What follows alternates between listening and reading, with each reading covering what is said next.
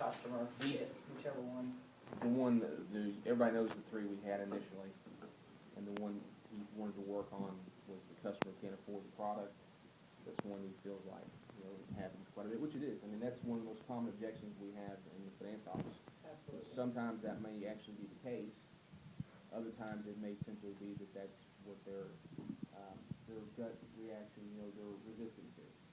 Because there's a difference between resistance and rejection.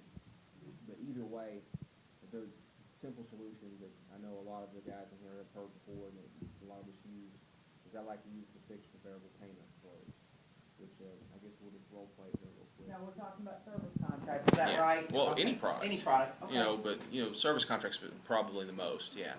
What's the difference between before you start resistance and what'd you say? There's a difference between a resistance and an objection. What is it? Well, a resistance is not real. It's just smoke. It's something the customer's just throwing out there to try and evade the question. And because they, an objection is about price or value, something tangible. A resistance is just, basically BS. I got to think about it. I want to talk about it. I want to talk to my wife about it. I can't afford it.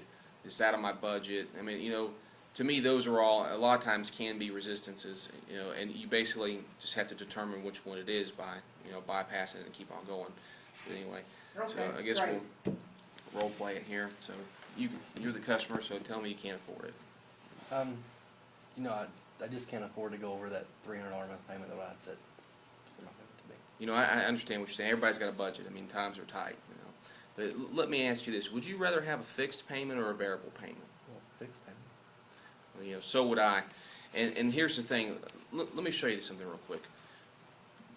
You said $300 was in your budget, and that's what we're looking at on the vehicle, and you can definitely take delivery of that. But, however, I think it's probably a much better idea for you to do the $330 with the warranty. And the reason why is because that $300 payment is actually a variable payment, and the $330 is a fixed payment. Let me show you what I mean. If you're paying this $300 payment, you're going along, you're making your monthly payment, everything's good to go. And then all of a sudden you have let's just say a small repair. Something not real big, like, I don't know, your AC compressor. That's normally about $1,300, $1,400. So not a real big repair at all. So now all of a sudden, that month right there, not only do you have your $300 car payment, but you've got a $1,300 AC compressor. That's $1,600 a month. Versus here, with the fixed payment, you're paying $330 a month. AC compressor goes out. You are going to have your deductible. We talked about that. But let me ask you this. What would you rather pay, $1,600 or $430? $430. Absolutely, me too. Well, let me ask you, would you rather have your payment due in 30 days or 45 days? 30 days. Okay, we'll go ahead and set that up for you. Wow.